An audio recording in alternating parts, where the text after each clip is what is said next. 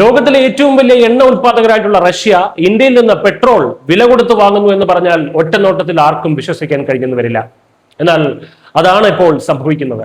കേവലം ഒരു എണ്ണ കച്ചവടം എന്നതിലുപരി ഇന്ത്യയുടെ ഏറ്റവും വലിയ സാമ്പത്തിക വിജയത്തിന്റെ ഒരു ഗംഭീര രഹസ്യം കൂടി ഈ ഇടപാടിൽ ഒളിഞ്ഞിരിപ്പുണ്ട്. നമ്മുടെ എക്കാലത്തെയും മികച്ച സുഹൃത്തായിട്ടുള്ള റഷ്യ ഊർജ്ജ ആവശ്യങ്ങൾക്കായി ഇപ്പോൾ ഇന്ത്യയുടെ സഹായം തേടിയിരിക്കുകയാണ്. ഇന്ത്യയിൽ നിന്ന് വൻതോതിൽ ഗ്യാസുലിൻ അഥവാ പെട്രോൾ ഇറക്കുമതി ചെയ്യാനാണ് റഷ്യ ഒരുങ്ങുന്നത്.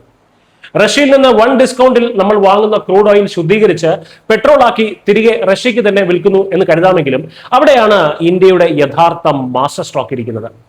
നമ്മൾ റഷ്യയിലേക്ക് കയറ്റുമതി ചെയ്യുന്ന ഗ്യാസുലിനിൽ 20% ഇന്ത്യയിൽ തന്നെ ഉൽപ്പാദിപ്പിക്കുന്ന എഥനോളാണ് അടങ്ങിയിരിക്കുന്നത്. അതായത് റഷ്യ വാങ്ങുന്ന 100 ലിറ്റർ പെട്രോളിൽ 20 ലിറ്റർ ഇന്ത്യയുടെ സ്വന്തം ഉൽപ്പന്നമാണ്. കരിമ്പിൽ നിന്നും കേടായ ധാന്യങ്ങളിൽ നിന്നും ഉൽപ്പാദിപ്പിക്കുന്ന എഥനോൾ എണ്ണയോടൊപ്പം റഷ്യക്ക് വിൽക്കുമ്പോൾ ആ അന്താരാഷ്ട്ര വ്യാപാരത്തിന്റെ ലാഭം പരോക്ഷമായി എത്തുന്നത് ഇന്ത്യയിലെ സാധാരണക്കാരായിട്ടുള്ള കർഷകരുടെ കൈകളിലേക്കാണ്. 2026 ഉക്രൈൻ നടത്തിയ നിരന്തരമായിട്ടുള്ള ഡ്രോൺ ആക്രമണങ്ങളാണ് റഷ്യൻ എണ്ണ കമ്പനികളെ താൽക്കാലികമായി പ്രതിസന്ധിയിലാക്കിയത്. മെയ് ജൂൺ മാസങ്ങളിലായി 20-ലധികം തന്ത്രപ്രധാനമായിട്ടുള്ള ഓയിൽ റിഫൈനറികൾക്കാണ് റഷ്യയിൽ കേടുപാടുകൾ സംഭവിച്ചത്. ഇതോടെ റഷ്യയുടെ ക്രൂഡ് ഓയിൽ ശുദ്ധീകരണം 2 പതിറ്റാണ്ടിലെ ഏറ്റവും താഴ്ന്ന നിലയിലാവുകയും പെട്രോൾ ഉൽപാദനത്തിൽ 25% ഇടിവ് സംഭവിക്കുകയും ചെയ്തു. വേനൽക്കാലത്ത് പ്രതിദിനം 1,11,000 ടൺ പെട്രോൾ റഷ്യക്ക് ആവശ്യമുണ്ട്. എന്നാൽ നിലവിലെ ഉൽപാദനം 85,000 ടൺ മാത്രമാണ്. പ്രതിദിനമുള്ള ഈ 25,000 ടണ്ണിന്റെ കുറവ് നികത്താൻ ഏറ്റവും വിശ്വസ്തരായിട്ടുള്ള ഇന്ത്യയുടെ സഹായം റഷ്യ ഇപ്പോൾ തേടുകയാണ്.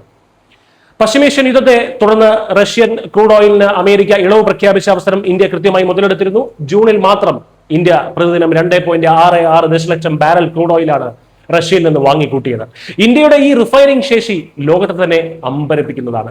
റോയിട്ടേഴ്സ് റിപ്പോർട്ട് പ്രകാരം 2025 മാത്രം പ്രതിദിനം 4 ലക്ഷം ബാരൽ ഗ്യാസുലിനാണ് ഇന്ത്യ കയറ്റുമതി ചെയ്തിരുന്നത്. ഇതിൽ സിംഹഭാഗവും ഏഷ്യൻ രാജ്യങ്ങളിലേക്കായിരുന്നുവെങ്കിൽ ഇപ്പോഴത് റഷ്യയിലേക്ക് കൂടി വ്യാപിക്കുകയാണ്. ഇന്ത്യയിൽ നിന്ന് ഗ്യാസുലിൻ ഇറക്കുമതി ചെയ്യുന്ന കമ്പനികൾക്ക് ബജറ്റ് സബ്സിഡി നൽകാൻ റഷ്യ തങ്ങളുടെ ടാക്സ് കോഡിൽ വരെ ഇപ്പോൾ ഭേദഗതി വരുത്തിയിരിക്കുകയാണ്. ഇന്ത്യൻ വിപണിയിലെ വിലയും ഷിപ്പിംഗ് ചെലവുകളും കൃത്യമായി കണക്കാക്കിയാണ് അവർ ഈ സബ്സിഡി നൽകുന്നത്. പ്രതിസന്ധി ഘട്ടത്തിൽ തങ്ങളുടെ ഏറ്റവും അടുത്ത സുഹൃത്തിനെ ചേർത്ത് പിടിക്കുന്നതിനൊപ്പം തന്നെ സമാനതകളില്ലാത്ത സാമ്പത്തിക ബുദ്ധി കൂടി ഇന്ത്യ ഇവിടെ പ്രയോഗിച്ചിരിക്കുകയാണ്.